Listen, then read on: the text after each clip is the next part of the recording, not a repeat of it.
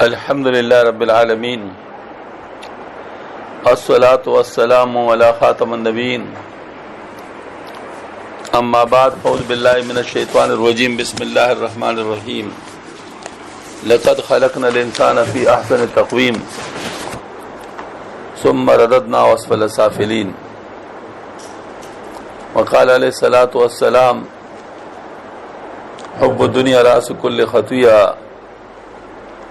صدق اللہ العلی العظیم و صدق رسول النبی الکریم۔ معزز خواتین و حضرات، اللہ جل شانہ نے ہم لوگوں کو انسان بنایا، یہ اس کا فضل ہے، اس میں ہمارا کوئی کمال نہیں ہے۔ اگر اللہ پاک ہمیں جانور بنا لیتا تو اس میں ہم کیا کر سکتے تھے؟ انسان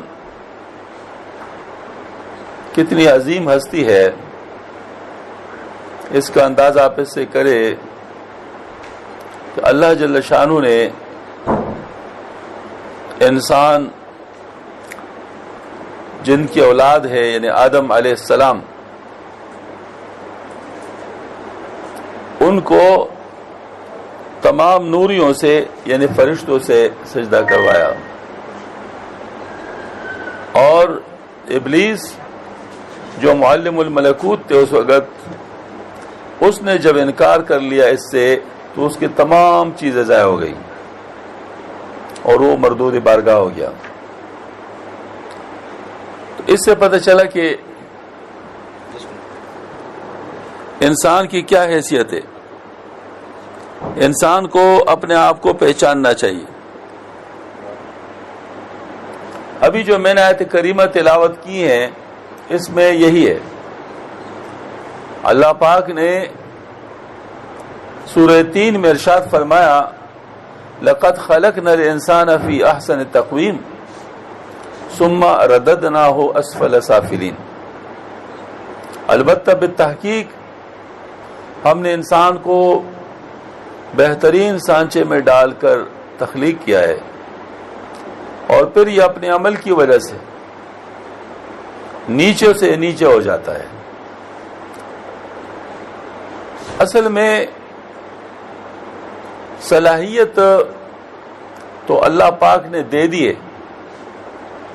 لیکن ان صلاحیتوں کو استعمال کرنے کا جو اصول ہے، جو قواعد ہیں، اس کے مطابق جب ان کو استعمال کیا جائے گا تو اس کا مقام بہت اونچا ہوگا، اور اگر اس کے مقابلے میں اپنے یعنی جو نفس کے خواہشات ہے اس کے مطابق اگر اس کو استعمال کرے گا تو یہ اپنے آپ کو ضائع کرے گا۔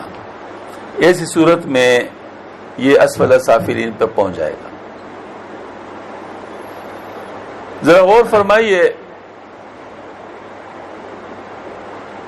یہ انسان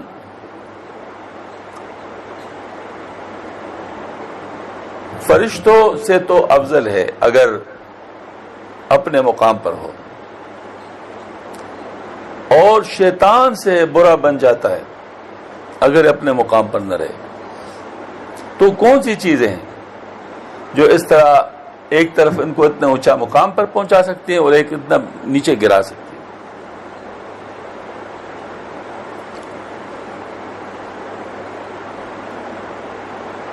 اللہ جل شانہ نے انسان کی نفس کو ایک خاص شان عطا فرمائی ہے۔ اس نفس کے اندر اللہ پاک نے فجور کی صلاحیت بھی رکھی ہے اور تقوی کی صلاحیت بھی ہے، اور اس کا فیصلہ پھر انسان پر چھوڑ دیا کہ وہ فجور کو لینا چاہتے ہیں یا تقوی کو لینا چاہتے ہیں، اور یہ ہر وقت ہو رہا ہوتا ہے، کوئی لمحہ اس سے خالی نہیں۔ یا ہم نفس کی بات مان رہے ہوتے ہیں یا اللہ پاک کی بات مان رہے ہوتے ہیں، دونوں باتوں میں سے کوئی ایک بات ہو رہی ہوتی ہے۔ مثلا اذان ہو گئی، نماز کے لیے جانا ہے، اللہ کا حکم، نہیں جانا شیطان کا۔ اب میرے جو نفس ہے اگر میں مان لیتا ہے اللہ کا حکم تو تقوی ہو گیا، اور اگر شیطان کی بات مان لی تو فجور واقع ہو گئے آٹومیٹک۔ غیر محرم پہ نظر پڑ گئی، نظر ہٹا دی، اللہ کا حکم مان لیا، تقوی حاصل ہو گیا۔ نظر جاری رہنے دی یا اس کے ٹوہ میں لگ گئے تو فجور واقع ہو گئے۔ بے تکان گفتگو کر رہا ہے، ماحول پہ رعب جمانے کے لیے جھوٹ بولنا شروع کر لیا، اپنے نفس کی خواہش پورا کرنے کے لیے جاری رکھا، فجور واقع ہو گئے، اور اس کو روک دیا، سبحان اللہ، تقوی واقع ہو گیا۔ یعنی گویا کہ ہر وقت یہ مقابلہ چلتا رہتا ہے۔ اس میں ایک بشارت بھی ہے، بشارت یہ ہے کہ انسان جس وقت اپنی نفس کی خواہش چھوڑ دیتا ہے اور اللہ پاک کی بات مان لیتا ہے تو جس درجے کی نفس کی خواہش ہے اس درجے کی اس کے مقابلے میں تقوی حاصل ہو جاتا ہے۔ بس اگر کسی میں 100 درجے کا تقاضا ہو برائی کا، اس کو اگر نہ ہونے دیا جائے تو 100 درجے کا تقوی حاصل ہو گیا۔ اگر 1000 درجے کی برائی کا تقاضا ہے اور اس کو نہیں ہونے دیا تو 1000 درجے کا تقوی ہو گیا۔ یعنی گویا جو شر تھا اسی سے خیر بن جاتا ہے۔ لہذا جو انسان اس بات پہ بڑا پریشان ہوتا ہے کہ میرے خیالات تو ایسے آتے ہیں تو اس کو ڈرنے کی ضرورت نہیں ہے، بلکہ اس کو مقابلہ کرنے کی ضرورت ہے۔ جب یہ مقابلہ کرے گا اس درجے کا متقی بن جائے گا۔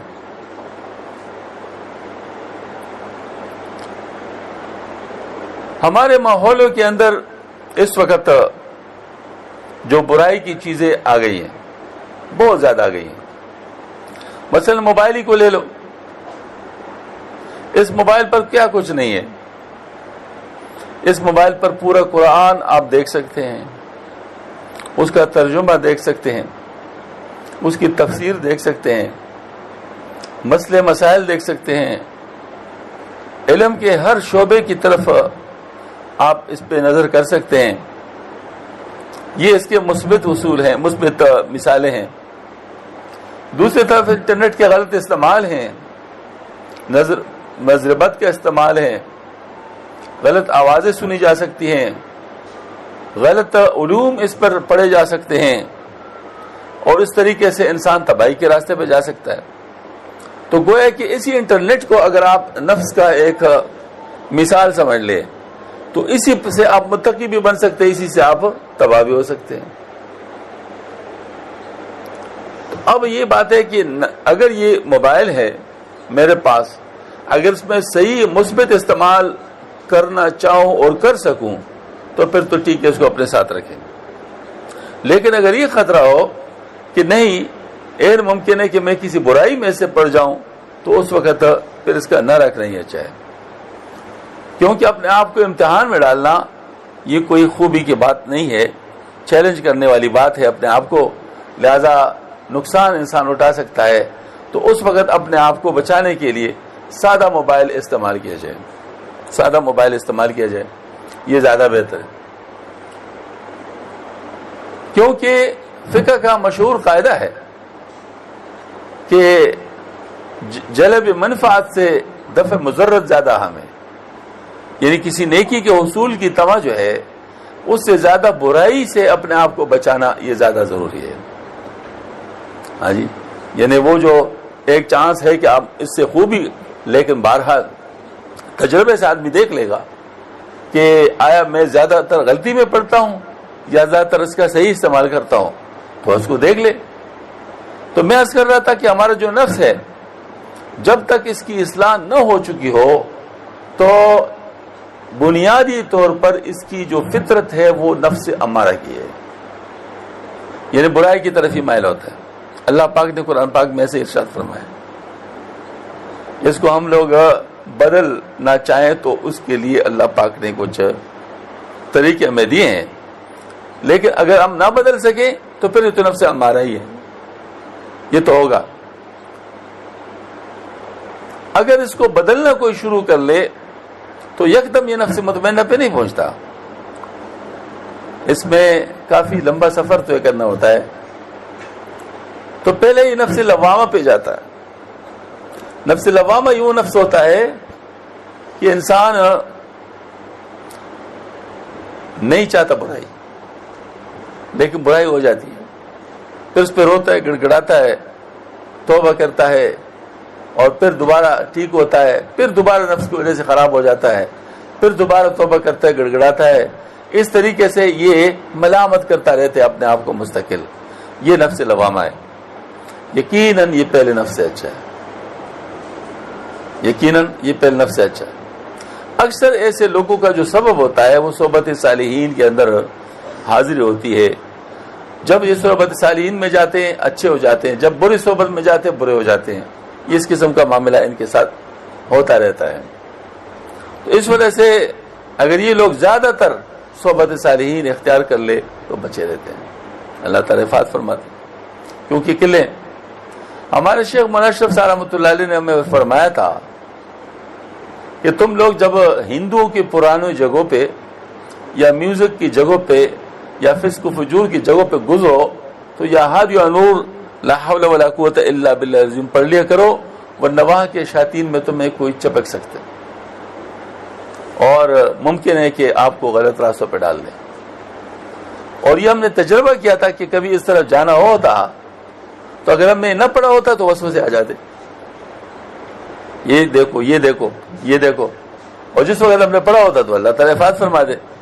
تو گویا کہ آج کل کے دور میں تو بہت زیادہ اس کو پڑھنا چاہیے، کیونکہ ہر طرف مصیبت ہے، ہر طرف شیاطین کی جال ہیں، ہر طرف نقصانات ہیں، تو اس کو تو بہت زیادہ پڑھنا چاہیے۔ یا ہادی نور لا حول ولا قوت الا باللہ العلی العظیم۔ تو یہ میں عرض کر رہا تھا کہ نفس جو ہے اس کو مسلسل اس پر محنت کی ضرورت ہے۔ وہ محنت کون سی ہے؟ وہ محنت مجاہدہ ہے، نفس کا نہ ماننا ہے۔ نفس ایسی چیز ہے جتنا اس کی مانو گے یہ مزید شیر ہوگا، مزید چاہے گا۔ آج کل کی اصطلاح میں ڈو مور، اور زیادہ چاہے گا۔ ہاں جی، تو اس کا طریقہ یہی ہے کہ اس کا پہلے ہی سے راستہ روکو اور اس کی بات نہ مانو۔ جب نہیں مانیں گے تو یہ کچھ بھی نہیں کر سکتا۔ یہ دیکھو شیطان جو ہے نا، شیطان یہ بھی صرف وسوسہ ڈال سکتا ہے، اور نفس بھی تمہیں مجبور کر سکتا ہے بشرط یہ کہ تم اس کی مانو، نہ مانو تو یہ پھر کچھ بھی نہیں کر سکتا۔ ہاں جی، تو اس وجہ سے اس کے ساتھ یہ کرنا پڑتا ہے کہ اس کی نہ مانے۔ جتنا آپ اس کی نہیں مانیں گے اس کی جو منوانے کی طاقت ہے وہ کم ہوتی جائے گی۔ مثلا 100% طاقت ہے اس کی، اگر آپ نہ مانے تقریباً 9-10 دفعہ اس کی نہ مانے تو اس کی وہ جو منوانے کی طاقت ہے 95% ہو جائے گی۔ پھر آپ اس کی مزید باتیں نہیں مانیں گے تو 90% ہو جائے گی، پھر آپ اس کی مزید باتیں نہیں مانیں تو 85% ہو جائیں گی۔ اس طرح کم ہوتا جائے گا حتیٰ کہ ایک وقت آ جائے گا کہ اس کی منوانے کی صلاحیت بالکل ختم ہو جائے گی، اور اس وقت یہ نفس مطمئنہ کہلائے گا۔ میں آپ کو اس کی مثال دیتا ہوں۔ ایک شخص سے بالکل نماز نہیں پڑھتا اور نماز کی طرف اس کا رجحان نہیں ہے، اس کا کوئی جگری دوست آ جاتا ہے اور وہ کس طریقے سے اس کو نماز پڑھوا ہی دیتا ہے۔ اگر اس کو نماز پڑھوا لیا تو پھر اگلی دفعہ جو نماز پڑھے گا تو کیا خیال ہے، اس میں نماز کے لیے رکاوٹ اتنی ہوگی جتنے پہلے تھی یا کم ہو جائے گی؟ تھوڑی سی کم ہو جائے گی۔ دوسری دفعہ اگر وہ نماز پڑھ لے گا تو تیسری دفعہ اس کی جس کو کہتے ہیں نماز سے رکاوٹ یہ اور بھی کم ہو جائے گی۔ 3 پڑھے گا تو چوتھی دفعہ میں اور کم ہو جائے گی۔ اس طرح کم ہوتے ہوتے اگر 40 دن تک مسلسل بلا ناغہ نماز پڑھتا رہے تو یہ پکا نماز ہو جائے گا۔ اس کے بعد نماز چھوڑنا اس کے لیے مشکل ہو جائے گا۔ آپ حیران ہوں گے کہ ایسے لوگ جو پہلے نماز نہیں پڑھتے تھے، ایسے وقت بھی آ گیا کہ ان کا تکبیر الافت نہیں ہوتی، وہ تہجد گزار ہو گئے۔ تو یہ ممکن ہے کہ اگر ایک انسان یعنی گویا کہ نفس کی مخالفت کر لے تو وہ چیز اس کی ختم ہو جائے، تو یہ عبادات کے اندر نفس مطمئنہ ہے. عبادات کے اندر یہ یاد رکھنا چاہیے کہ نفس مطمئنہ یہ مختلف چیزوں میں مختلف اوقات پر مختلف ہو سکتی ہے. مثلا ایک شخص میں اس نے محنت کی عبادات میں، تو عبادات میں اس کو نفس مطمئنہ حاصل ہو گیا، لیکن معاملات میں ابھی حاصل نہیں ہے، پھر اس کو معاملات میں کوشش کرنی پڑے گی. ہاں جی، اسی طریقے سے مجاہدہ کرنا پڑے گا، بعض دفعہ اپنا حق کو چھوڑنا پڑے گا، اس سے نفس کے اوپر جو مجاہدہ آئے گا اس سے معاملات میں ٹھیک ہوتا جائے گا، اور ایک وقت آئے کہ معاملات میں بھی اس کو نفس مطمئنہ حاصل ہو جائے گا. پھر اس کے بعد یہ کوشش کرے گا معاشرت کے اندر نفس مطمئنہ کو حاصل کرنے کا، اور اس پر محنت کرے گا، اپنی تراش خراش، لباس، رہن سہن، ملنا جلنا، بات چیت، یہ تمام چیزیں شریعت کے مطابق پھر کرے گا. تو ظاہر مطلب یہ کہ یہ اس کے اوپر جو مجاہدہ آئے گا اس مجاہدہ کو اختیار کرے گا تو یہ معاشرت میں بھی نفس مطمئنہ حاصل کر سکتا ہے، اور پھر اس کے بعد اخلاق میں نفس مطمئنہ حاصل کرے گا. ہاں جی، تو یہ اس طریقے سے اس ترتیب کے ساتھ اگر کسی شیخ کامل کی نگرانی میں یہ کچھ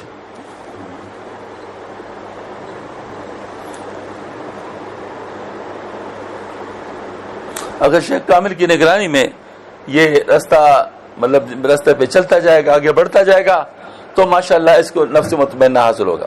یہ میں نے صرف نفس کی بات کی. آگے جا کر ہمارا جو دل ہے یہ بھی بہت بڑا کردار ادا کرتا ہے. آپ صلی اللہ علیہ وسلم نے ارشاد فرمایا انسان کے جسم میں گوشت ایک لوتڑا ہے، اگر یہ درست ہو جائے تو تمام جسم درست ہو جائے گا، اور اگر یہ خراب ہو جائے تو تمام جسم خراب ہو جائے گا. آگاہ ہو جاؤ کہ وہ دل ہے، الا وہی القلب. تو انسان کا جو دل ہے اس کے اندر بگاڑ کیا ہے؟ اس کے اندر بگاڑ کیا ہے؟ وہ ہے دنیا کی محبت. اصل میں دل جو ہے یہ محبت اور نفرت کی جگہ ہے، ایمان و کفر کی جگہ ہے، جذبات کی جگہ ہے. آپ لوگ جانتے ہوں گے کہ اگر کسی کے ساتھ محبت ہو تو کہاں محسوس ہوتا ہے؟ ظاہر دل میں محسوس ہوتا ہے. اگر کسی کے ساتھ نفرت ہو تو کہاں محسوس ہوتا ہے؟ وہ دل میں محسوس ہوتا ہے. اقرار باللسان و تصدیق بالقلب، اس کا مطلب ایمان دل میں. تو اس طریقے سے انسان کے جو اچھے برے جذبات ہیں وہ دل میں ہیں، ایمان و کفر دل میں ہے، محبت اللہ کی دنیا کی یہ دل میں ہے. تو دل کی اصلاح کیا ہے؟ وہ یہ کہ دنیا کی محبت کو دل سے نکالو، ایمان کی روشنی دل میں لاؤ، اور اللہ تعالیٰ کی محبت کو دل میں لے آؤ. یہ دل کی اصلاح. اب یہ کیسے ہوگا؟ اس کے لیے آپ صلی اللہ علیہ وسلم نے طریقہ بیان فرمایا ہے کہ ہر چیز کے لیے استقالہ ہوتا ہے، اور دلوں کے لیے استقالہ جو ہے، استقالۃ القلوب جو ہے وہ ذکر اللہ ہے. پر جو اللہ تعالیٰ کا جو ذکر ہے یہ اصل میں یوں کہہ سکتے ہیں کہ اس کے لیے صفائی کا ذریعہ ہے. اب یہ جو ہمارے مختلف طریقے ہیں وہ ذکر کے ذریعے سے دل کو صاف کرتے رہتے ہیں. مثلا لا الہ الا اللہ کا ذکر کراتے ہیں، اسم ذات کا ذکر کراتے ہیں، اللہ کا ذکر کراتے ہیں، مختلف اذکار وہ کراتے ہیں جو ان کو تجربات ہوتے ہیں کہ اس ذریعے سے یہ چیز ہو جاتا ہے، تو وہ اس کو جن کر لیتے ہیں. اس میں ایک طریقہ کار میں فرق پڑ سکتا ہے. مثلا جیسے ہم کہتے ہیں صحت تو ایک ہے، صحت تو ایک ہے، لیکن صحت کو حاصل کرنے اگر بیماری ہو جائے تو صحت کو حاصل کرنے کے طریقے کئی ہیں. یونانی طریقہ علاج بھی ہے، ایکوپنکچر بھی ہے، اور ایلوپیتھی بھی ہے، ہومیوپیتھی بھی ہے، اور بھی مختلف قسم کے علاج ہو سکتے ہیں. تو یہ جو علاج کے طریقے مختلف یہ تجربات سے آئے ہوئے ہیں، یہ تجرباتی ہیں. تو ان میں کوئی بھی طریقہ انسان اختیار کر لے تو علاج اس کا ہو سکتا ہے، اور وہی صحت حاصل ہو جاتی ہے جو کہ پہلے تھی. مثلا کسی کی معدے میں خرابی ہے تو معدے میں خرابی جب دور ہو جائے تو معدہ ٹھیک کام کرے گا. اب جس طریقے سے آپ علاج کر رہے ہیں وہ مختلف ہو سکتے ہیں. کوئی ہومیوپیتھی کا کرے گا، کوئی ایلوپیتھی کا کرے گا، کوئی یونانی علاج کرے گا، کوئی ایکوپنکچر کا علاج کرے گا، لیکن بہرحال اس کا معدہ ٹھیک ہو جائے گا. تو اس طریقے سے جو روحانی بیماریاں ہیں ان کے لیے جو علاج ہے وہ بھی مختلف طریقے ہو سکتے ہیں. مثلا کوئی چشتیہ طریقے سے کرے گا، کوئی قادریہ طریقے سے کرے گا، کوئی سروردی طریقے سے کرے گا، کوئی جو ہے نا اس کو نقشبندی طریقے سے کرے گا. تو یہ علاج کے طریقے ہیں. اصل میں یہ کوئی ایسی بات نہیں ہے کہ آسمان سے اتری ہیں یہ چیزیں، یہ اصل میں گویا کہ تجرباتی طور پر ان چیزوں کو وضع کیا. ہاں البتہ اس کے جو ہنٹس ہے وہ قرآن حدیث میں ملتے ہیں. اس کے جیسے ابھی میں نے بتایا قد افلح من زکاہا وقد خاب من دساہا، یقیناً کامیاب ہو گیا وہ شخص جس نے اپنے نفس کو پاک کر لیا. ہنٹ مل گیا. یقیناً تباہ و برباد ہو گیا شخص جس نے اپنے نفس کو ایسی حالت میں چھوڑ دیا. تو ہنٹ مل گیا. آپ صلی اللہ علیہ وسلم نے جو ارشاد فرمایا کہ آگاہ ہو جاؤ کہ انسان کے جسم میں گوشت کا ایک لوتڑا ہے، اگر وہ ٹھیک ہو جائے تو سارا جسم صحیح ہو جائے، اگر وہ خراب ہو جائے تو سارا جسم خراب ہو جائے. تو ہنٹ مل گیا. پھر ذکر کو پھر دل کو صاف کرنے کے لیے جو ذکر اللہ کا بتایا گیا تو ہنٹ مل گیا. تو اس طرح ہنٹس تو ملتے ہیں قرآن و حدیث میں، لیکن پھر اس کو اوپر مزید تجربات جو ہوتے ہیں وہ اس سے مختلف طریقے وجود میں آتے ہیں. تو اس پر لڑنا نہیں چاہیے کہ چشتی طریقہ ٹھیک ہے، نقشبندی طریقہ ٹھیک، قادری طریقہ ٹھیک ہے. یہ لڑنا ایسا ہے کہ کوئی اس پر لڑنا شروع کرے کہ الوپیتھی طریقہ ٹھیک ہے، ہومیوپیتھی ٹھیک ہے، پنکچر ٹھیک ہے، یونانی طریقہ ٹھیک ہے. اس پر لڑنے کی ضرورت ہی نہیں. آپ کو جس طریقے سے صحت اللہ تعالیٰ دے رہے ہیں بس ٹھیک ہے، اس پر شکر ادا کرو. باقی طریقوں کے ساتھ آپ کو کیا. اسی طریقے سے جو جس سلسلے میں چل رہا ہے اس سلسلے میں جو اس کو طریقے اس کو اصلاح اس کی ہو رہی ہے بس سبحان اللہ، بس یہ بات ٹھیک ہے.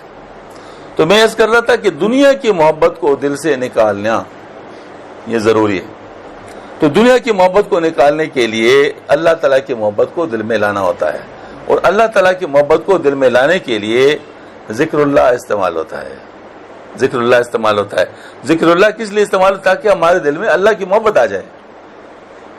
ایک بزرگ فرما رہے تھے کہ لوگوں کو فائدہ ذکر سے اس لیے نہیں ہوتا کہ وہ ذکر کی نیت نہیں کرتے. ان سے کسی نے پوچھا ذکر کی نیت کیا ہوتی ہے؟ فرمایا اللہ کی محبت کو حاصل کرنا کی نیت، اس سے مجھے اللہ کی محبت حاصل. مثال کے طور پر میں ذکر کرتا ہوں اور میری نیت یہ ہو کہ اس میں مجھے مزہ ملے، تو کیا اس سے اصلاح ہوگی؟ یا مجھے اس سے جو ہے نا مطلب یہ ہے کہ وہ میری صحت اچھی ہو جائے، تو کیا خیر روحانی اصلاح ہوگی؟ ظاہر کی نیت ہی وہ نہیں ہے. تو آپ اپنی نیت صحیح کر لے، اور اس کی نیت کیا ہے کہ مجھے اللہ تعالیٰ کی محبت ملے. جب یہ آپ نیت کریں گے تو بے شک آپ کو مزہ ملے نہ ملے آپ کی پرواہ نہیں ہوگی. آپ مزے کے پیچھے نہیں دوڑیں گے. بعض لوگ ایسے ہوتے ہیں کہ جب تک مزہ آتا ہے تو ذکر کرتے ہیں، جب مزہ آنا بند ہو جاتے پھر نہیں کرتے. ایک دفعہ ایک بڑے بزرگ کے پاس ایک شخص آیا اور اس نے کہا کہ حضرت مجھے نماز پڑھنے کو بالکل جی نہیں چاہتا، بس دل پتھر سا ہو گیا، نماز شروع نہیں کر سکتا، نماز کے لیے جی نہیں چاہتا. حضرت نے فرمایا خدا کے بندے، جب 100% نمبر لینے کا وقت آ گیا تو آپ بھاگتے ہو. اگر آپ کو مزہ آتا ہے نماز میں تو اس کے حساب سے آپ کے نمبر 50 بھی ہو سکتے ہیں، 60 بھی ہو سکتے ہیں، 70 بھی ہو سکتے ہیں، کیونکہ کچھ کو مزے کے کاٹ دیے جائے، کیوں تو دنیا کی چیز ہے. تو دنیا کے حساب سے وہ چلے گئے، آپ کے آخرت میں تو نمبر کم ہو گئے.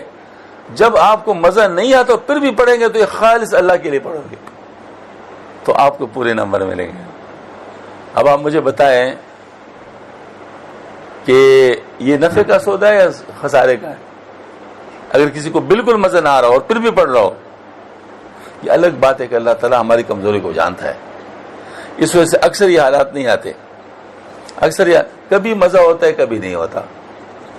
تو جب مزہ نہیں ہوتا تو یاد کرو کہ اس وقت اللہ تعالیٰ مجھے زیادہ دینا چاہتے ہیں، اور جب مزہ آ رہا ہو تو شکر کرو کہ اللہ تعالیٰ میری کمزوری کو دیکھ کر مجھے امتحان میں نہیں ڈال رہا.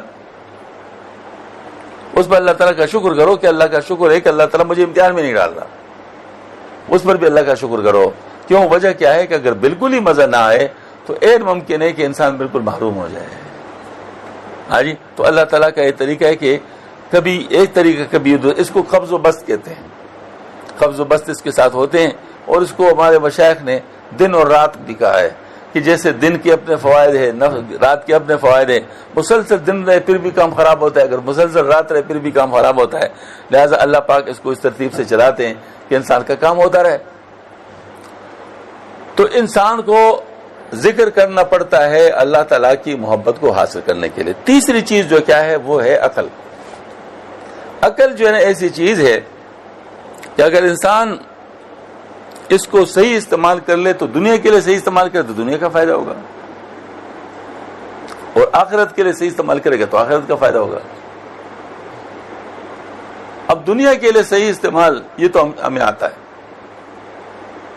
مثلا جب کبھی سردیاں آئیں گی تو ہم گرم کپڑے نکال لیں گے. ہاں جی. اور بچوں کے بارے میں ہمارے پوری کوشش ہوتی ہے کہ یہ اسکول کالج میں اچھے نمبر حاصل کر لے، اس کے لیے جتنی ضروریات ہوتی ہے ہم اس کو پورا کرتے ہیں، اچھے اسکول میں اس کو داخل کرتے ہیں، پھر اس کی نگرانی بھی کرتے ہیں، اس کے لیے دعائیں بھی کرواتے ہیں. سارا کچھ یہ ہم لوگ کر رہے ہوتے ہیں کیونکہ ہم لوگ دنیا کی چیزیں عقل کے ساتھ چاہتے ہیں، لہذا ہمارا عقل اس میں استعمال ہو رہا ہوتا ہے. لیکن اگر دین کے لیے ہم اس کو استعمال کر لیں تو پھر یہ عقل کا صحیح استعمال ہے. اس کی وجہ کیا ہے؟ دین میں ہمارے دنیا کا سارے کام پہلے سے موجود ہیں. مثال کے طور پر ہماری دنیا کی جو جائز ضروریات ہے اس کا دین نے خیال رکھا ہے. وَلِنَفْسِكَ عَلَيْكَ حَقٌّ، آپ کے نفس کا بھی آپ کے اوپر حق ہے. یہ آپ صلی اللہ علیہ وسلم کے لیے آپ صلی اللہ علیہ وسلم نے فرمایا. تو مطلب یہ کہ اگر ہم دین پر چلنا چاہیں گے اور دین کو اپنے سامنے رکھیں گے تو اس میں ہماری دنیا کا بھی خیر موجود ہے، خود بخود موجود ہے. لیکن اگر ہم صرف دنیا کا خیال رکھیں گے تو دین کی باتیں ہمارے پیچھے رہ جائیں گی. میں آپ کو ایک مثال دیتا ہوں کہ اگر میں اعلان کر لوں کہ جو میٹرک کے اسٹوڈنٹس ہیں ان کو میں فزکس سے روزانہ 1 گھنٹہ مفت پڑھاؤں گا تو کتنے بچے میرے پاس آئیں گے؟ کتنے آئیں گے؟ بے انتہا. اور لوگ کو پتہ چل جائے کہ یہ اچھا پڑھاتا ہے اور مفت پڑھاتا ہے تو باقاعدہ سفارش کر کر کے اس کلاس میں داخل اپنے بچوں کو دلوائیں گے. ہوگا نا؟ اور اگر میں یہ اعلان کر دوں کہ میں بچوں کو فرض عین علم سکھاؤں گا جو ہر مسلمان کے اوپر فرض ہے اس کو حاصل کرنا، اور 2 مہینے میں ایک کورس ہو سکتا ہے، کیا خیال ہے کتنے بچے داخل ہوں گے اس میں؟ کوئی داخل ہوگا. کیا خیال ہے؟ والدین کو معلوم نہیں ہے؟ معلوم ہے، 100% معلوم ہے. دل پر دنیا کی محبت چھائی ہوئی ہے. دنیا کے لیے بہت چست ہیں، دین کے لیے بہت سست ہے. بس اس سے زیادہ میں کیا کہوں؟ یہ میں نے آپ کو موٹا مثال دے دیا کہ جو دونوں جہاں کی کامیابی کی چیز ہے وہ 2 مہینے میں کرانا چاہتا ہوں، اس کے لیے کوئی تیار نہیں ہو رہا، کوئی اپنے بچے کو پیش نہیں کر رہا. بلکہ ممکن ہے کہ ہمیں محنت کرنی پڑے کہ آپ اپنے بچوں کو دیں. ہاں جی، اور پھر یہ نخرے کرے نہیں جی ہمارے پاس وقت نہیں ہے اور یہ نہیں ہے وہ نہیں ہے. لیکن جب دنیا کے لیے میں کہوں گا اس کے لیے سارے بچے لائے جائیں گے اور کہیں گے جی حضرت آپ جو ہے مہربانی کر کے اس کو بھی شامل کر لے، یہ اس کو بھی شامل کر لے. تو یہ دین اور دنیا والی باتیں تو چلتی رہیں گی. تو اب یہ جو دنیا کی اگر یہ والی بات ہمارا جو عقل ہے اگر یہ دین کے لیے استعمال ہونے لگے تو پھر بات بنے گی. تو یہ دین کے لیے کیسے استعمال ہوگا اس کے لیے میں عرض کرتا ہوں. یہ بدل لیں، یہ آواز ٹھیک آ رہی؟ تو میں عرض کر رہا تھا کہ یہ دین کے لیے کیسے استعمال ہوگا، اس کے لیے بھی اللہ پاک نے فرمایا، اشارہ فرمایا. اشاروں سے تو ظاہر ساری باتیں آتی ہیں نا. اللہ پاک فرماتے ان فی خلق السماوات والارض واختلاف اللیل والنہار لآیات لأولی الالباب الذین یذکرون اللہ قیاما وقعودا وعلی جنوبہم ویتفکرون فی خلق السماوات والارض ربنا ما خلقت ھذا باطلا سبحانک فقنا عذاب النار. قرآن پڑھیے نا. ہاں اب سنو، بے شک کائنات کی تخلیق میں اور دنوں کے الٹ پیر میں عقل مندوں کے لیے نشانیاں ہیں. اب اللہ پاک فرماتے ہیں عقل مند کون لوگ ہیں؟ پھر الذین، وہ لوگ عقل مند کون لوگ ہیں؟ یذکرون اللہ قیاما وقعودا وعلی جنوبہم، جو کھڑے بیٹھے لیٹے ہر حال میں اللہ کو یاد کرنے والے ہیں. وَيَتَفَكَّرُونَ فِي خَلْقِ السَّمَاوَاتِ وَالْأَرْضِ، اور کائنات کی تخلیق میں فکر کرنے والے، غور کرنے والے ہیں. نتیجہ برآمد ہوتا ہے ربنا ما خلقت ھذا باطلا، اے رب ہمارے تو نے ان تمام چیزوں کو بے فائدہ نہیں پیدا کیا. سمجھ حاصل ہو گئی، عقل مند سے سمجھ حاصل ہو گئی. اے رب تو نے ان تمام چیزوں کو بے فائدہ نہیں پیدا کیا، پہلی عقل مندی ہے. دوسری بات سبحانک، تو پاک ہے. لیس کمثلہ شیء، اللہ تعالیٰ کس طرح کوئی نہیں ہے، ہر چیز سے پاک. یہ سمجھداری حاصل ہو گئی. اور اس کے بعد سبحانک فقنا عذاب، پس ہمیں عذاب جہنم سے نجات عطا فرما. بس دیکھ لیجئے گا، میں اپنے بچوں کو جو سبق پڑھا رہا ہوں اس کے مستقبل کو دنیا میں اچھا کر رہا ہوں، مجھے پتہ ہے یہ انجینئر بنے گا، اس کی تنخواہ زیادہ ہوگی، اس کی عزت زیادہ ہوگی، اس کے لیے میں رات و دن اس کو محنت کراتا ہوں، یہ ساری بات سمجھ میں آتی ہے، ڈاکٹری میں سمجھ میں آتی ہے، اور اس طریقے سے سائنسدانی میں سمجھ میں آتی ہے، پولیٹیشین بننے میں سمجھ میں آتی ہے، یہ تمام چیزیں سمجھ میں آتی ہے۔ جنت میں ہو جائے یہ سمجھ میں نہیں آتا، بچوں کی فکر نہیں ہے۔ اب آپ کا بچہ دوزخ میں جل رہا ہوگا تو آپ کو خوشی ہوگی، اور دوزخ میں کتنا جلے گا؟ خدا نہ خواستہ آپ کی بے پرواہی سے ہمیشہ کے لیے جلنا شروع ہو جائے، پھر کیا کرو گے؟ یہ ڈر کی باتیں ہیں۔ تو دیکھ لو عقل مندی حاصل ہو گئی، فقنا عذاب النار، پس ہمیں عذاب جہنم سے نجات عطا فرما۔ فکر کس چیز کی ہوگی؟ عذاب جہنم سے بچنے کی فکر ہو جائے گی، اپنے لیے بھی، اپنے اولاد کے لیے بھی، اپنے خاندان کے لیے بھی، پورے مسلمانوں کے لیے فکر ہو جائے کہ عذاب جہنم میں نہ جلے، کیونکہ عقل مند ہو گیا نا۔ لیکن عقل مندی کس طریقے سے آئی؟ یہ آئیے ذکر و فکر سے آئیے۔ اللہ پاک ایسا فرماتے ہیں، الذین یذکرون اللہ قیاما وقعودا وعلی جنوبہم۔ میں نے اپنی طرف سے ایک بات بھی نہیں کی۔ وہ لوگ جو کھڑے بیٹھے لیٹے ہر حال میں اللہ کو یاد کرنے والے ہیں، ہر حال میں اللہ کو یاد کرنے والے ہیں۔ سبحانک، تو پاک ہے، فقنا عذاب النار، پس ہمیں عذاب جہنم سے نجات عطا فرما۔ تو یہ میں اس لیے عرض کرتا ہوں کہ ذکر اور فکر سے یہ عقل مندی حاصل ہوتی ہے۔ اگر صرف ذکر ہو تو محنت ہو گئی، اس کا نتیجہ نہیں حاصل کیا اس معاملے میں، اور اگر صرف فکر ہے تو ذہنی عیاشی ہے، کیونکہ غفلت کے ساتھ اللہ پاک کی پہچان حاصل نہیں ہو سکتی۔ اللہ تعالیٰ کی یاد اگر نہ ہو تو غفلت کے ساتھ بے شک آپ کتنی فکر کر لیں، آپ کو اللہ تعالیٰ کی پہچان حاصل نہیں ہو سکتی۔ آپ کو اپنے فائدہ نقصان کا پتہ نہیں چل سکتا، کیوں؟ غفلت کی وجہ سے آپ کی نظر دوسری چیزوں پہ جائے گی۔ میں لاہور سے پشاور جا رہا ہوں، ارادہ میرا ہے کہ میں ذکر کروں۔ اب جب تک مجھے یاد ہے کہ میں ذکر کروں، میں ذکر کرتا جاؤں گا۔ تھوڑی دیر کا اگر میں نے ادھر ادھر دیکھنا شروع کر لیا اور میں غافل ہو گیا تو مجھے ذکر یاد رہے گا؟ مجھے ذکر یاد نہیں رہے گا، بھول جاؤں گا، اور پتہ چلے گا کہ پشاور پہنچ گیا اور میں نے کتنا کیا ذکر۔ تو اب یہ جو غفلت ہے یہ انسان کو جو ہے نا مطلب اپنے اصلی مقصد سے ہٹا دیتا ہے۔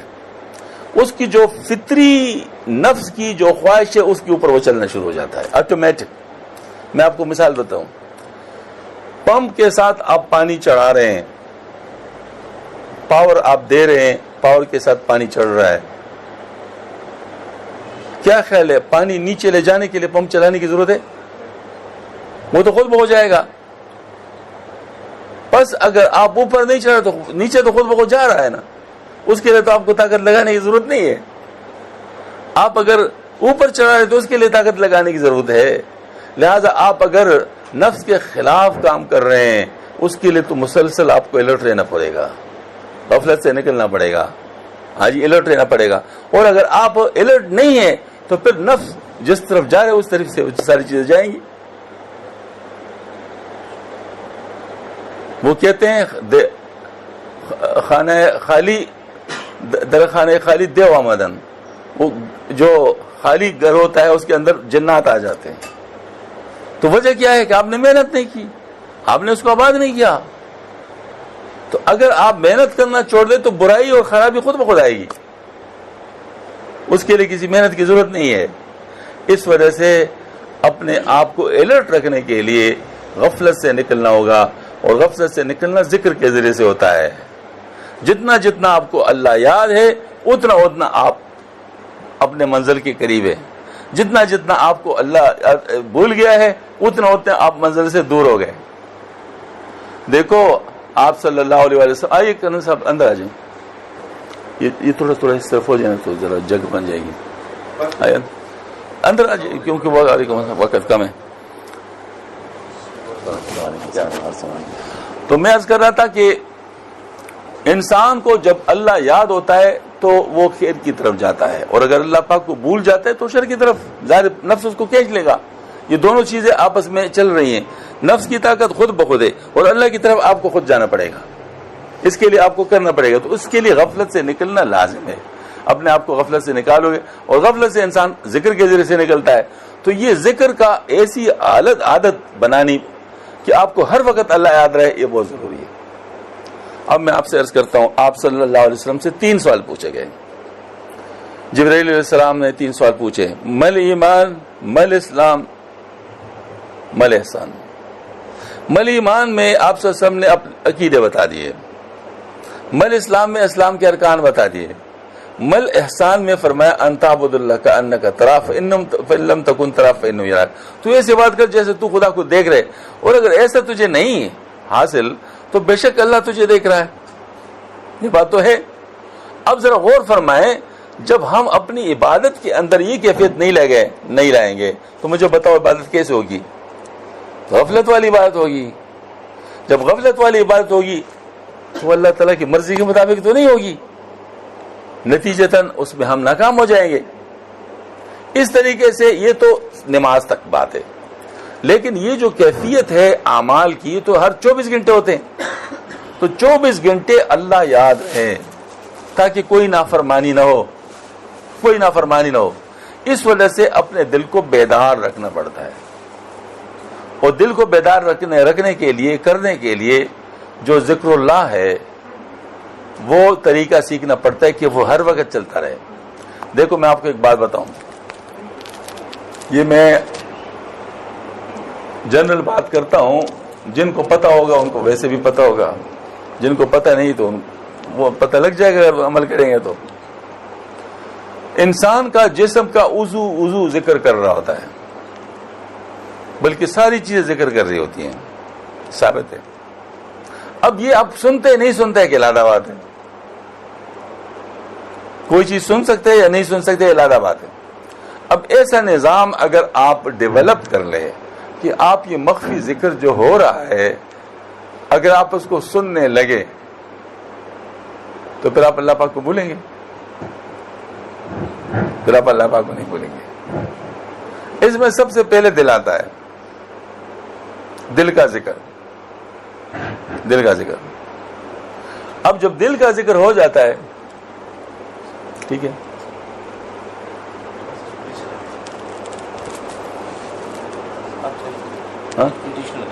جی، جب دل کا ذکر جو ہوتا ہے یہ اگر ایک انسان سیکھ لے تو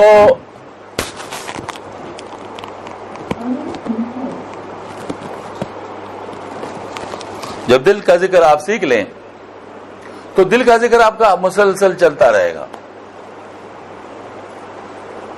اور پھر یہ خفی ہو جائے گا۔ خفی سے مراد یہ ہے کہ وہ آپ کو محسوس نہیں ہوگا اور چل رہا ہوگا، لیکن جس وقت آپ کوئی غلط قدم اٹھائیں گے یہ بفر جائے گا، جیسے کوئی الرٹ کرتا ہے، یہ بفر جائے گا۔ اس وقت آپ پتہ چلے گا کوئی گڑبڑ ہو رہی ہے، کوئی مسئلہ ہے، الارمنگ ہو گئی۔ یہ اصل اس کا وہ ہے، یعنی ویسے آرام سے ہو رہا ہوگا، آرام سے، لیکن جیسے ہی مطلب یہ ہے کہ آپ سے کوئی غلطی ہو رہی ہوگی تو آپ اس سے بپر جائے۔ ہمارے شیخ مولانا اشرف صاحب رحمۃ اللہ علیہ ایک دفعہ تشریف فرماتے، ایک عرب آئے ہوئے تھے، تو حضرت کے زبان سے کبھی کبھی الا اللہ کا نعرہ نکلتا تھا، تو ان کے سامنے بھی وہ نعرہ لگ گیا، تو اس عرب کے لیے عجیب بات تھی، نئی بات تھی، تو انہوں نے کہا ما ھذا ہے شیخ، یہ کیا چیز ہے؟ حضرت نے مختصر جواب دیا لیس فی الاختیار، اختیار میں نہیں ہے۔ چلو ان کے ساتھ تو یہ بات ہو گئی۔ پھر حضرت نے ایک دعا پڑھی آپ صلی اللہ علیہ وسلم کی کہ اللہ میرے وساوس کو خشیت بنا دے اور اپنا ذکر بنا دے، میرے وساوس کو خشیت بنا دے اور اپنا ذکر بنا دے۔ فرمایا یہی چیز ہے۔ اب دیکھیں وسوسہ جو آتا ہے انسان کو وہ برائی کا ہوتا ہے، لیکن جو بنا ہوا دل ہوتا ہے وہ اس پہ ریئیکٹ کرتا ہے، اور یہ جو ریئیکشن ہے اس سے اس قسم کی چیزیں بھی پیدا ہو سکتی ہے۔ کسی کا نعرہ لگے گا، کسی کا نہیں لگے گا، لیکن اندر نعرہ لگ جائے گا، اندر نعرہ لگ جائے گا، اس کو الرٹ کر لے کہ تم غلط ڈائریکشن میں جا رہے ہو، تم غلط ڈائریکشن میں جا رہے ہو۔ اور یہی انسان کی ایک چوکیداری ہے جو انسان کی شروع ہو جاتی ہے۔ اسی کو دل بیدار کہتا ہے، اسی کو دل بیدار کہتے ہیں۔ دل بیدار جو ہے اس میں یہی ہوتا ہے کہ انسان کا دل بیدار ہے، آپ کو کوئی غلط ڈائریکشن کی طرف نہیں جانے دے رہا۔ ہاں، تو اس پر محنت کی ضرورت ہے۔ تیسری چیز کا میں نے عقل کا بتا دیا۔ عقل ویسے کام کرتا ہے، افیکٹو ہے، کام یہ کرتا ہے، لیکن اگر آپ نے اس کو نہیں آخرت کے لیے استعمال کیا تو دنیا کے لیے تو استعمال آٹومیٹکلی ہو رہا ہوگا، اس میں آپ اس کو روک نہیں سکتے، دنیا کے لیے استعمال ہو رہا ہوگا۔ اب سیکوینس یہ ہے کہ دل میں آتا ہے ایمان اور اللہ کی محبت۔ اگر آپ کوشش کر لیں، دل میں جو ایمان کا نور آیا ہے اور اللہ کی محبت آ گئی ہے، اس کی وجہ سے عقل کو سگنل مل گیا کہ میں با ایمان ہوں، میں یہ کر سکتا ہوں، یہ نہیں کر سکتا۔ ہاں جی، نتیجتاً باقی کام سارے کے سارے عقل کرتا ہے، صرف سگنل کی ضرورت ہوتی ہے۔ جیسے بادشاہ اپنے وزیر اعظم کو کہتا ہے کہ یہ کرو، باقی ساری تفصیلات تو وزیر اعظم کرتا ہے نا، باقی ساری تفصیلات تو وزیر اعظم، سیکریٹریٹ اور سب کو لیٹر لکھنا اور یہ کرنا وہ کرنا، وہ سارا وہ کرتا ہے۔ تو اسی طریقے سے جو مطلب ہمارے دل کے اندر ایمان کا نور آ گیا، اس ایمان کے نور سے عقل کو جو سگنل مل گیا، اب یہ ایماندار شخص کا عقل ہے، لہذا کم از کم ایسا کام نہیں کرے گا جو ایمان کے خلاف، مثلا کفر کا کلمہ نہیں کہے گا۔ ہاں جی، جو مظاہر مطلب ہے کہ اسلام کے خلاف بات ہے وہ نہیں کرے گا۔ جی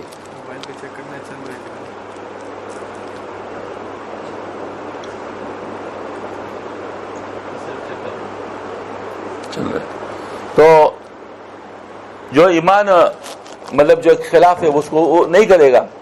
تو یہ تو مطلب ایک بات ہوگی۔ لیکن اب عمل کے لحاظ سے اتنا ایمان کا کام تو اتنا ہو گیا، لیکن عمل کیسے تبدیل ہو؟ عمل کی تبدیلی کے لیے مزید کچھ کرنا پڑے گا، اور وہ مزید کیا ہے؟ یقین بنانا پڑے گا۔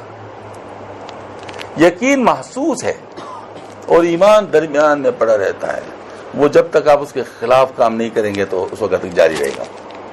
اب پہلی دفعہ آپ نے نیت کر لی، اس کے بعد پھر جب تک اس کے خلاف نہیں کرو گے تو ایمان موجود رہے گا۔ لیکن عمل تو مسلسل کرنا ہے، اس کے لیے مسلسل الرٹنس کی ضرورت ہے، اس کے لیے یقین ہے۔ یقین جو بنتا ہے وہ بھی بتدریج بنتا ہے۔ جیسے میں نے کہا نفس کے بارے میں، نفس لوامہ، نفس امارہ، نفس لوامہ اور نفس مطمئنہ، 3 سٹیجز میں قرآن پاک نے بتایا ہے۔ اسی طریقے سے یقین کے بارے میں بھی 3 سٹیجز ہے: علم الیقین، عین الیقین، حق الیقین۔ علم الیقین میں آپ کو صرف اطلاع ہے کہ یہ چیز ایسی ہے، مثلا آپ کو ملیریا کا پتہ ہے کہ ملیریا ایسا ہوتا ہے، یہ اطلاع ہے، علم ہے۔ اس کے بعد عین الیقین، آپ نے ملیریا کے مریض کو دیکھ لیا، پتہ چل گیا کہ ملیریا ایسا ہوتا ہے۔ اور حق الیقین، آپ کو خود ملیریا ہوگا تو آپ کو حق الیقین ہو گیا۔ تو اس طریقے سے اگر آپ کو اعلیٰ درجے کا یقین حاصل ہے، یہ آپ سے عمل کروائے گا۔ اور اگر آپ کو اعلیٰ درجے کا ایمان وہ عقل کیا ہوتا ہے یقین حاصل نہیں ہے، ایماندار تو آپ ہوں گے لیکن عمل آپ سے نہیں ہوگا۔ یہی وہ زبردست جس کو کہتے ہیں اختلاف ہے امام ابو حنیفہ رحمۃ اللہ علیہ کا بعض حضرات کے ساتھ، کہ حضرت نے فرمایا کہ ابوبکر صدیق رضی اللہ عنہ کا ایمان اور عام گناہ گار کا ایمان برابر ہوتے ہیں۔ تو اس پر لوگ چیخ اٹھے تھے کہ کیا کہہ رہے ہیں، یہ کس طریقے سے ہو سکتا ہے؟ کہاں ابوبکر کا ایمان چاہے عام گناہ گار آدمی کا ایمان کیسے برابر ہو سکتا ہے؟ تو اصل ایمان کا تعلق ہے دل کے ساتھ، اور یہ صرف ارادے کے ساتھ ہوتا ہے، اس میں عمل والی بات نہیں ہوتی، عمل والی بات نہیں، عمل کے حصہ بعد میں آتا ہے۔ اب یہ کہ مثال کے ایمان ہے کیا، آپ ایمان مفصل کو پڑھ لیں، ایمان ہے کیا؟ مجھے بتاؤ، اللہ کو ہم ایک مانتے ہیں، اور ابوبکر صدیق رضی اللہ عنہ کتنا مانتے تھے؟ ایک ہی مانتے تھے۔ آپ صلی اللہ علیہ وسلم کو ہم آخری نبی مانتے ہیں، ابوبکر صدیق رضی اللہ عنہ کیا مانتے تھے؟ یہی مانتے تھے۔ اچھا، آخرت پر ہم جس کو کہتے ہیں مطلب تقدیر پر ہمارا ایمان ہے، ان کا بھی تھا۔ آخرت پر ہمارا ایمان ہے، ان کا بھی تھا۔ فرشتوں پر ہمارا ایمان ہے ان کا بھی تھا، تو اس میں تو فرق نہیں ہے نا. باقی جو عمل والی بات ہے اور قوت والی بات ہے وہ یقین کی بات ہے. ابوبکر صدیق رضی اللہ عنہ کی یقین کیسی تھی وہ بتاتا ہوں. صحابہ کرام سارے ایک طرف اور کہتے تھے کہ لشکر نہیں جانا چاہیے، بڑے مشکل حالات ہے اس وقت، جو ہے نا اتنا بڑا سٹیپ نہیں اٹھانا چاہیے، کہیں دشمن مدینہ منورہ پہ چڑھائی نہ کر دے. ابوبکر صدیق رضی اللہ عنہ کا یقین دیکھو، وہ فرماتے ہیں اگر، حالانکہ اس میں بیٹی اپنی موجود تھی عائشہ صدیقہ رضی اللہ عنہ، اگر امہات المومنین کو مدینہ منورہ کے گلیوں میں کتے گھسیٹے پھر بھی لشکر جائے گا، کیونکہ اس کو آپ صلی اللہ علیہ وسلم نے مقرر کیا ہے. یہ یقین ہے، یہ یقین ہے. اس طرح زکوٰۃ کے معاملے میں کچھ لوگوں نے کہا کہ نرمی کرے کیونکہ اس وقت مشکل حالات ہیں، پورے مطلب لوگ جو ہے نا خطرے میں پڑ سکتے ہیں. تو اس پر جو ہے نا ابوبکر سے فرمایا کہ جو آپ صلی اللہ علیہ وسلم کے وقت میں اونٹ کا مہار دیتا تھا اس سے میں لوں گا، نہیں دے گا تو اس کے ساتھ قتال کروں گا. یقین. بعد میں عبداللہ بن مسعود رضی اللہ عنہ جیسے صحابہ نے فرمایا ابوبکر کے ذریعے سے ہمارا ایمان بچ گیا، ابوبکر کی وجہ سے ہمارا ایمان بچ گیا. مطلب یہ ہے ان کا یقین اتنا مضبوط تھا کہ وہ ایٹ نو کاسٹ، مطلب کسی اس کو نہیں ایٹ اینی کاسٹ اس کو کرنے کے لیے تیار تھے. اس میں جو ہے نا اس میں وہ والی بات نہیں تھی، درمیان سوچنے والی بات نہیں تھی، یہ یقین تھا. تو یقین میں ابوبکر صدیق رضی اللہ عنہ کا کوئی مقابلہ نہیں تھا، یقین میں کوئی مقابلہ نہیں تھا، اسی وجہ سے وہ صدیق تھے. تو جب یہ والی بات سمجھ میں آ گئے تو یقین کو بڑھانے کے لیے محنت کرنی پڑتی ہے. اور جو سورہ بقرہ میں جو سورت ہے اس میں باقاعدہ ابتدائی رکوع ہے، اس میں اشارہ موجود ہے الف لام میم ذالک الکتاب لا ریب فیہ ھدی للمتقین الذین یؤمنون بالغیب ویقیمون الصلاۃ ومما رزقناہم ينفقون والذین یؤمنون بما انزل الیک وما انزل من قبلک وبالآخرۃ هم یوقنون. دیکھیں تمام چیزوں کے ساتھ ایمان ہے، ساری چیزیں، اس میں آخرت بھی شامل ہے. آخرت پر ایمان میں یؤمنون بالغیب میں آخرت ہے نا، شامل ہے. لیکن وہ بالآخرۃ هم یوقنون اسپیشلی بتایا گیا بعد میں. کیوں؟ آخرت پر ایمان نہیں ہوگا عمل نہیں کی توفیق نہیں ہوگی. عمل اس کے لیے آخرت پر ایمان ضروری ہے. دیکھو ہم لوگ جو دفتروں میں کام کرتے ACR جو ہمارا لکھتا ہے کتنے ڈرتے ہیں ان سے، ہمارا ACR لکھتے ہیں. وجہ کیا ہے؟ ہماری ریپوٹیشن اس کے مطابق جا رہی ہے، ہمارے اگلے فیصلے اس کے اوپر منحصر ہے. کاروباری شخص اپنے گاہک کے بارے میں کتنا فکر مند ہوتا ہے. ہاں جی، اس طریقے سے جس شخص کو بھی جن سے واسطہ ہے، جن کے اوپر ان کا جو کمائی کا انحصار ہے، وہ اس کو چھوڑنا نہیں چاہتا. کیوں؟ وجہ کیا ہے کہ نتائج بعد میں جو آئیں گے وہ اس کو فیس کرنے ہوتے ہیں. تو آخرت بھی ایسی چیز ہے. سورہ فاتحہ میں بار بار ہمیں یاد دلائے جاتے ہیں مالک یوم الدین، مالک یوم، روز جزا کا مالک کون ہے؟ اللہ جل شانہ ہے. اس وجہ سے یاد رکھو جانا اس کے ہم جو پڑھتے ہیں انا للہ و انا الیہ راجعون، بے شک ہم اللہ کے لیے اور اللہ کی طرف جانے والے. اس میں بھی یہی بات ہے. یعنی گویا یہ جو اکاؤنٹیبلٹی کے تمام جتنے بھی راستے وہ سارے کے سارے آخرت پر یقین تک. آخرت پر یقین ہوگا تو اکاؤنٹیبلٹی ہوگی، ورنہ نہیں ہوگی. تو اس وجہ سے آخرت پر یقین کا اسپیسیفکلی علیحدہ ذکر کیا گیا. اس کے بعد فیصلہ سنایا گیا اولئک علی ھدی من ربہم واولئک هم المفلحون. یہ وہ لوگ ہیں جو اپنے رب کی طرف سے ہدایت پر ہے، یہ وہ لوگ ہیں جو کہ فلاح پانے والے ہیں. تو میں اس لیے عرض کر رہا تھا عقل جو ہے، عقل یہ اس کا تعلق بھی یقین کے ساتھ ہے. اب عقل اگر آخرت پر یقین والا ہو اس کا نظام الگ ہوگا. اگر عقل جو ہے نا آخرت پر یقین والا ہو پھر اس کا نظام الگ ہوگا، پھر کیلکولیشن اس کا الگ ہوگا.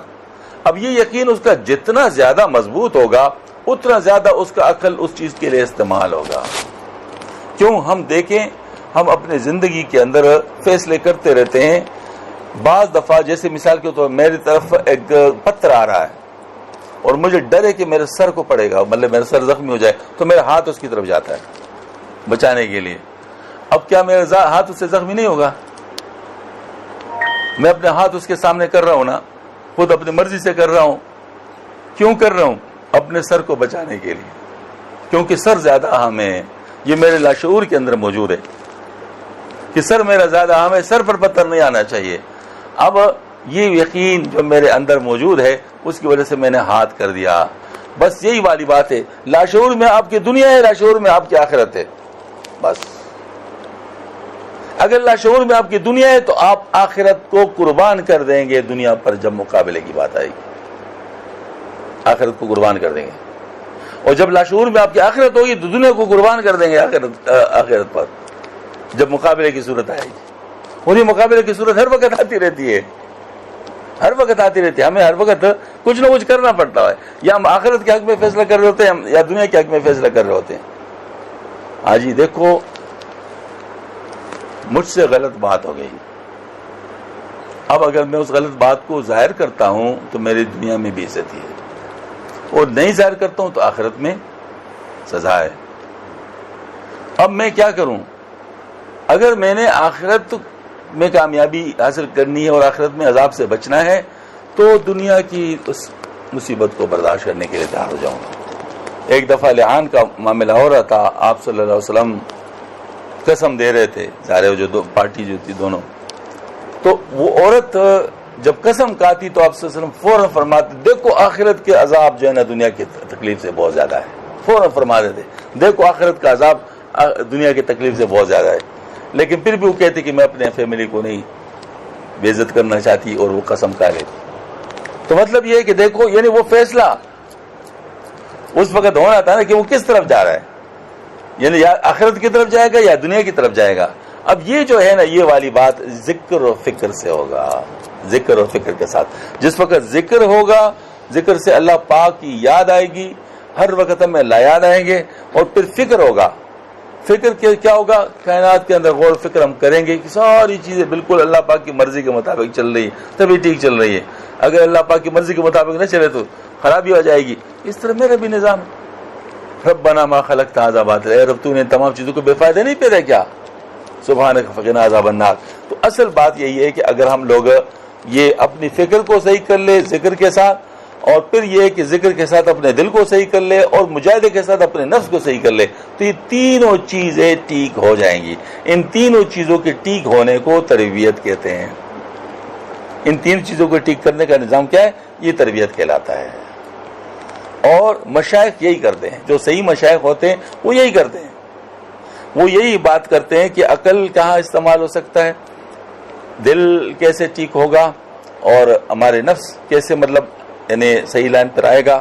وہ اس کے طریقے بتاتے ہیں اور مختلف طریقوں سے اس کو ٹھیک کرتے رہتے ہیں. یہ ان کا نظام ہے. ہاں البتہ اللہ پاک کی ہاں بھی پروموشنز ہوتی ہیں. جب ایک انسان راستے پہ چلتا ہے تو اس کی پروموشن ہوتی ہے.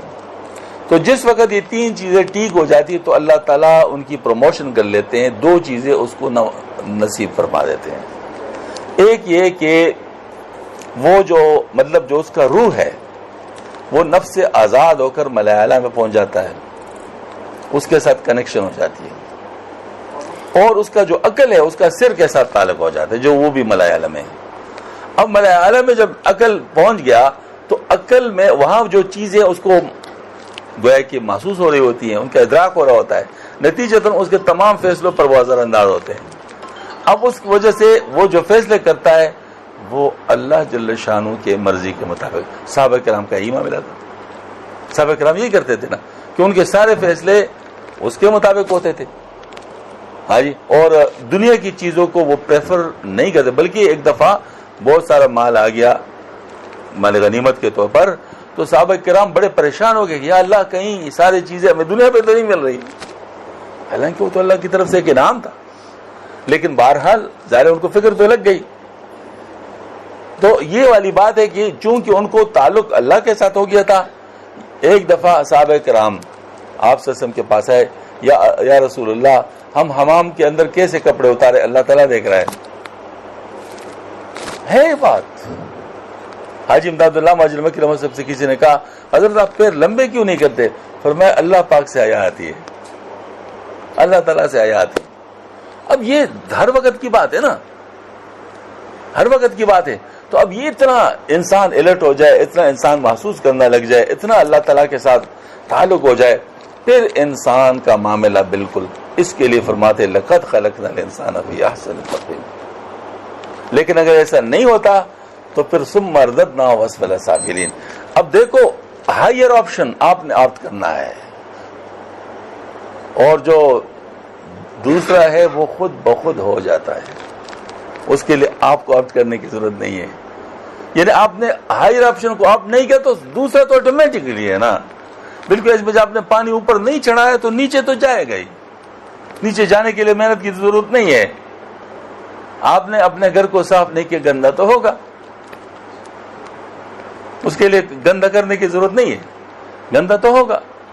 تو اس طریقے سے جو ہمارا نظام ہے اس کے اندر محنت پازیٹو پر ہے، نیگیٹو پر نہیں ہے. نیگیٹو پر محنت ہم پر باہر سے ہو رہی ہے، ہمیں کچھ نہیں کرنا پڑ رہا.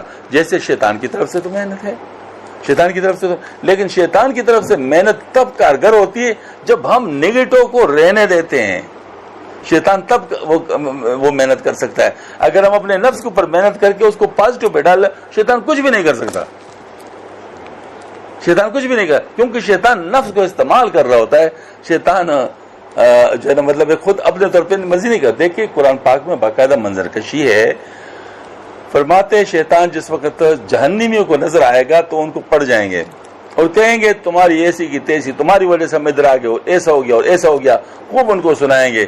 شیطان کہے گا لا تلومونی لوموا انفسکم، مجھے ملامت نہ کرو، اپنے آپ کو ملامت کرو، اپنے آپ کو میں نے تم سے جھوٹا وعدہ کیا تھا، اللہ نے تم سے سچا وعدہ کیا تھا، تم لوگوں نے میرے جھوٹے وعدے پہ یقین کر لیا اور میرے اللہ تعالیٰ کے سچے وعدے کو چھوڑ دیا.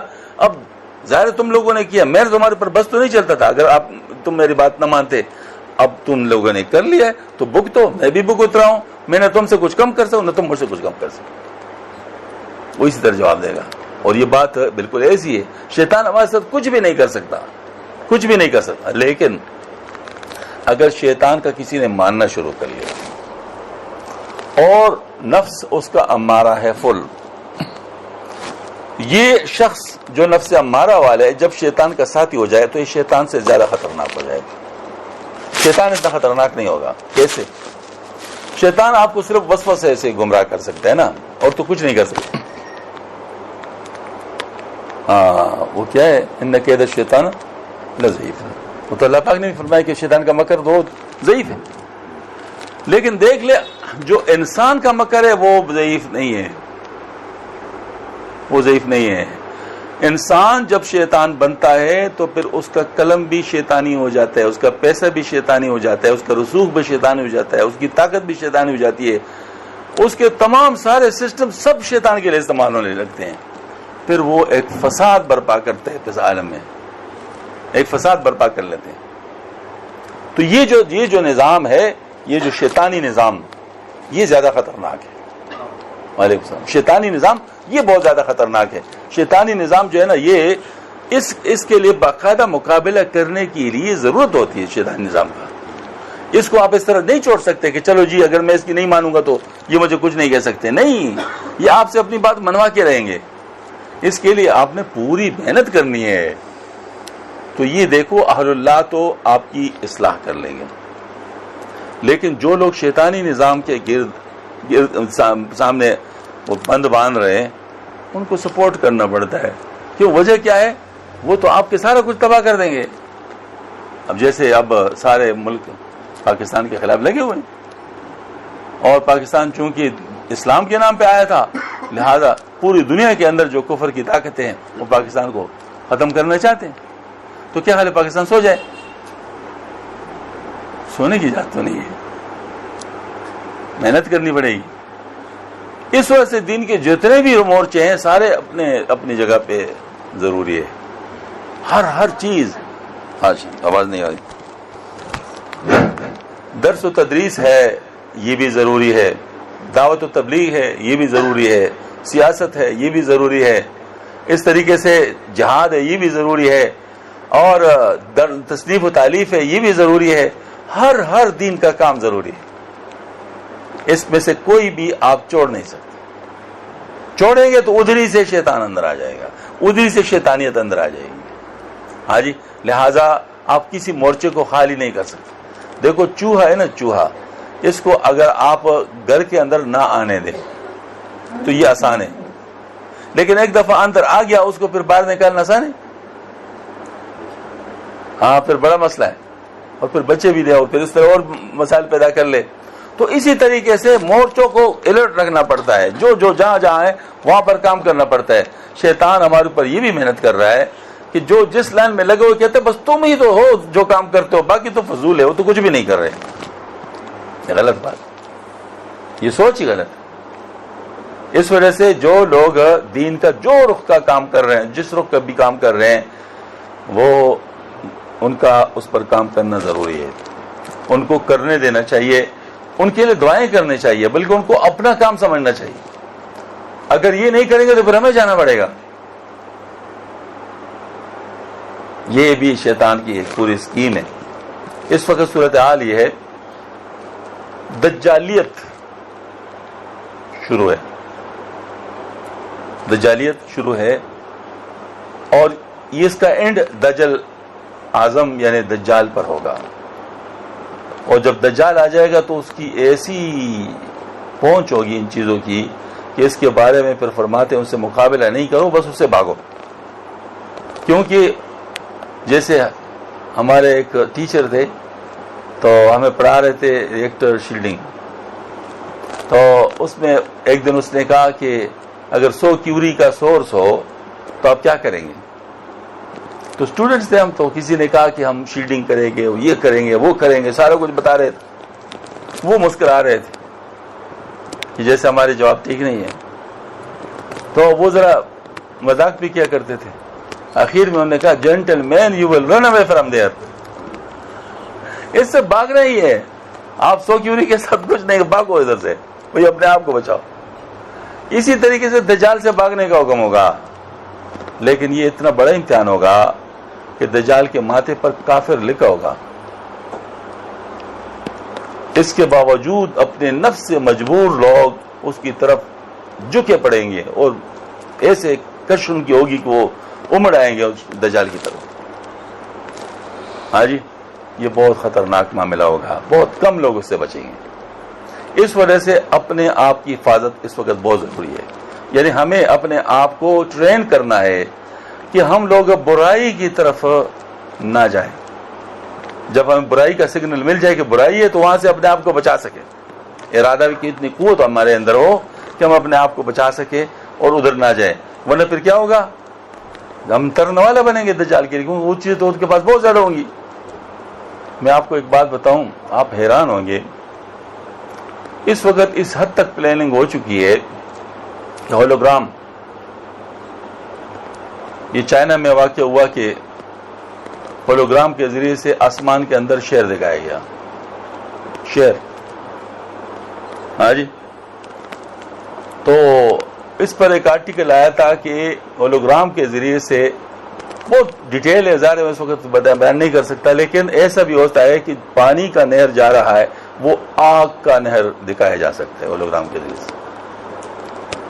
اور حدیث شریف میں اس قسم کا اشارہ ہے کہ دجال کے ساتھ ایک نہر آگ کا ہوگا، ایک پانی کا ہوگا. جو آگ کا ہوگا اصل میں پانی ہوگا.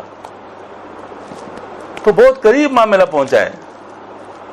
اب یہ چیزیں سامنے آ رہی ہیں، لہذا دجالیت کے آگے روحانیت کا بند باندھنا پڑے گا. اور یہ روحانیت کا بند صرف یہ نہیں ہے کہ ہم صرف روحانیت ہی پر رہیں گے. جیسے دجالیت صرف دجالیت پر نہیں رہتا، وہ تمام مینز استعمال کرتا ہے. جیسے سائنس استعمال کر رہے ہیں، نہیں کر رہے؟ سائنس استعمال کر رہے ہیں نا، تو سائنس وہ بھی استعمال کرے گا، جادو بھی استعمال کرے گا. یہ میوزک، یہ جو ہے نا، یہ اس وقت یہود یہ جادو کے اندر بڑے ماہر ہیں، بڑے سائنٹیفک انداز میں جادو کرتے ہیں. آپ بہت حیران ہوں گے کہ بہت سستے قالین ملتے ہیں مسجدوں کے لیے جس پر گرافکس میں تصویریں ایسی بنی ہوتی ہے شیطانی، جس کے ذریعے سے جادو کیا جاتا ہے. اس وجہ سے آج کل یہ بتایا جاتا ہے کہ مسجد کے لیے جو قالین خریدے جائیں وہ سادہ ہوں، وہ اس پہ وہ نہ ہو. ورنہ میں دکھا سکتا، میرے پاس پڑے تو اس کی تصویریں پڑی ہوئی ہیں. آپ تھوڑا سا غور سے کریں تو آپ کو پتہ چل جائے کہ کس چیز کی تصویر ہے. ذرا غور سے دیکھیں. ایک آنکھ والی تصویر بہت زیادہ آج وہ آ رہی ہے. اب یہی ذرائع ہیں ان کے ساتھ. تو بہت سائنٹیفک انداز میں وہ یہ سارے کچھ کر رہے ہیں. تو اس وجہ سے اپنے آپ کو مطلب اس کے نو ہاؤ دیکھنا پڑے گا. سائنٹیفک انداز بھی استعمال کرنا پڑے, روحانیت بھی استعمال کرنی پڑے گی. دجالیت کے مقابلے میں روحانیت ہے, ان کے سائنس کے مقابلے میں سائنس ہوگا. ہمیں وَأَعِدُّوا لَهُم مَّا اسْتَطَعْتُمْ کا حکم ہے کہ جتنا تم کر سکتے ہو ان کے مقابلے میں اپنی طاقت کو مطلب جو ہے بڑھاؤ. اس وجہ سے ہم لوگ کے لیے لازم ہے کہ ان تمام چیزوں کو ذہن میں رکھے. ایک تو روحانیت اس وقت ہماری ضرورت ہے, یہ ہماری ضرورت ہے. یہ کوئی شوق میلہ نہیں ہے کہ ہم شوقیہ طور پر ایک کام کر رہے ہیں, یہ ہماری ضرورت ہے. پہلی بات اپنے آپ کو صحیح عمل پر لانے کے لیے, دوسری بات گناہوں سے بچنے کے لیے, تیسری بات اگر خدا نہ خواستہ ہمارے سامنے دجال آ گیا تو ہم نے اپنے آپ کو بچانا ہے یا نہیں بچانا. تو یہ روحانیت جو ہے نا اس وقت ہماری ضرورت ہے, اور روحانیت کے لیے یہی چیز استعمال ہوگی, قلب, نفس اور عقل. اس کے ذریعے سے روح اور سر, یہ ساری باتیں ماشاءاللہ ہمارے مشائخ ہمیں سکھاتے ہیں. تو ہمیں اس پر محنت کرنی ہے, اور اس محنت کو اپنے لیے ضرورت سمجھ کر کرنی ہے. جن کا جس شیخ سے تعلق ہو ان کے ساتھ تعلق مضبوط کر لیں, اور اس مسئلے کو سیریس لیں. اس کو اس طرح کیجول نہ لے کہ بس ٹھیک ہے ہو گیا تو ہو گیا. نہیں, کیجول نہیں ہے, باقاعدہ سیریس لے. اپنے آپ کو جو بچا رہے ہیں, کسی کو خدا نہ خواستہ کینسر ہو جائے تو اس کو کیجول لیتا ہے, یا کسی کو ٹی بی ہو جاتا ہے تو کیجول تو نہیں لیتا, اس کے تو باقاعدہ دن و رات کا وہ مطلب فکر بن جاتا ہے. اسی طریقے سے ہمیں اس فکر پہ آنا پڑے گا. اللہ جل شانہ ہم سب کی حفاظت فرما دے. اب ایک بات عرض کرنا چاہتا ہوں, ایک مسئلہ بھی بتاتا ہوں. حرم شریف میں ایک دفعہ اذان ہو رہی تھی اور مفت مولانا ابرالحق صاحب بیان فرما رہے تھے. تو حضرت نے فرمایا کہ میں اس وقت چپ ہونا چاہوں گا, اذان ہو رہی ہے, لیکن ایک مسئلہ سمجھانے کے لیے میں بات جاری کر رہا ہوں کہ دین کی بات جاری ہو تو اس پر یہ قانون لاگو نہیں ہے. اگر دین کی بات چل رہی ہو تو اس پر اذان کا جواب دینے کے لیے وہ رکنا ضروری نہیں ہے. لہٰذا ویسے تو آپ حضرات جانتے ہیں کہ میں اکثر ظاہر جب اذان ہوتا ہے تو رک جاتا ہوں, میں الحمدللہ ساری بات چھوڑ دیتا ہوں, لیکن اس وقت ایک دینی بات چل رہی ہے تو یہ ضروری بات ہے. تو وہ یہ بات ہے کہ میں رحیم یار خان گیا تھا, تو رحیم یار خان میں الحمدللہ بہت ساری خواتین مجھ سے بیعت ہیں, کافی بڑا حلقہ ہے. انہوں نے ایک تجویز پیش کی, اور تجویز بڑی معقول ہے. انہیں تجویز پیش کی کہ آپ کے ہاں جو خواتین کے لیے بیان ہوتے ہیں اور ہفتے کا جو جوڑ ہوتا ہے, ایک مہینے کے بعد جو ایک جوڑ ہوتا ہے 3 گھنٹے کا, اس طرح طریقہ آپ ہمارے لیے بھی شروع کر لیں, ہمیں اپنے ساتھ شامل کر لیں. میں نے کہا اس کی کیا صورت بن سکتی ہے.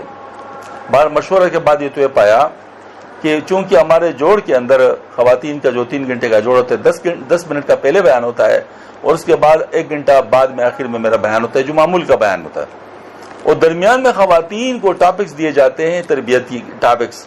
وہ تربیتی ٹاپکس خواتین ہی کور کرتی ہیں, خواتین کے سامنے بیان کرتی ہیں ان کو سکھانے کے لیے. تو یہ کام میں نے کہا اس طرح ہو سکتا ہے کہ پہلے والا بیان اور آخر والا بیان تو انٹرنیٹ پہ آپ کو مل جائے گا, لیکن چونکہ ہم خواتین کی آواز کو نشر نہیں کرتے, یہ ہمارا قانون ہے. تو اس وجہ سے اس سے بچنے کے لیے ہم یوں کریں گے کہ جب کوئی ٹاپک اناؤنس ہو جائیں گے, کچھ ٹاپک اناؤنس ہو جائیں, ان ٹاپکس پہ تمام حلقے جتنے بھی ہیں ان سے ہم مطلب جو ہے نا وہ مضامین مانگ لیں گے کہ آپ لوگ مضامین تیار کر لیں. وہ ہمارے پاس پہنچ جائے, ان میں سے سلیکٹ کر لیں گے کہ چاہے کسی ایک کو سلیکٹ کر لے, چاہے ان میں سے مکس کر کے بنا لے, پھر سارے حلقوں کو بھیج دیں گے. تو وہ خواتین پھر خواتین کو اسی جگہ پر سنا دیں گی. تو کچھ حصہ ان کا اپنا ہوگا, کچھ حصہ ہمارا انٹرنیٹ والا ہوگا. اس طریقے سے آپ ہمارے جوڑ میں شامل ہو جائیں گی. اور یہ جو اتوار والا بیان ہے جو ہمارا 11 سے 12 تک ہوتا ہے, اس میں تو کوئی مسئلہ نہیں, وہ تو انٹرنیٹ کے ذریعے سے ہو سکتا ہے. تو لاہور والا حلقہ بھی ہمارا بڑا حلقہ ہے, اس میں بھی جو خواتین آئی ہیں وہ اس بات کو محسوس کر لیں کہ اس وقت آپ گھر میں بھی بات سن سکتی, کوئی بات نہیں, لیکن گھر میں جب انسان ہوتا ہے تو گھر کے مسائل ساتھ لگے ہوتے ہیں, اس وجہ سے اس کے لیے ذہن فارغ نہیں ہوتا, اور وہ اصل فائدہ نہیں حاصل ہوتا جو فائدہ انسان مطلب ایک ماحول میں جا کر حاصل کیا کر سکتا ہے. تو آپ لوگ بھی ذرا اس کے ترتیب کو بنا لیں کہ اتوار کے دن یہاں پر آیا کریں, 11 بجے سے لے کے 12 بجے تک کا جو بیان یہاں سن لیا کریں. اور ظاہر یہاں پر کچھ ترتیب اور بھی ہوتی ہے سکھانے والی, وہ ترتیب بھی ساتھ چلے گی. ایک تو یہ بات,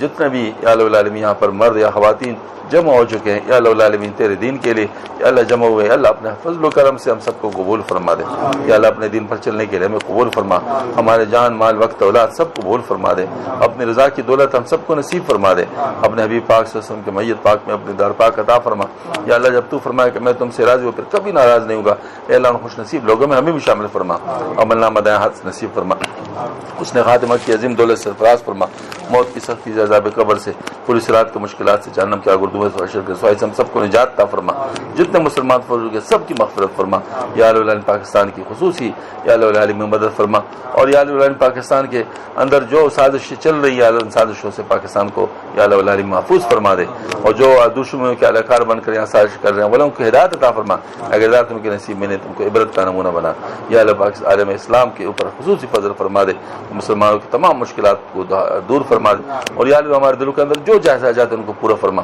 اور جو ناجائز جاتے ہیں ان سے ہمارے دلوں کو فارغ فرما دے یا اللہ ہمیں ایسا بنا دے جس طرح تو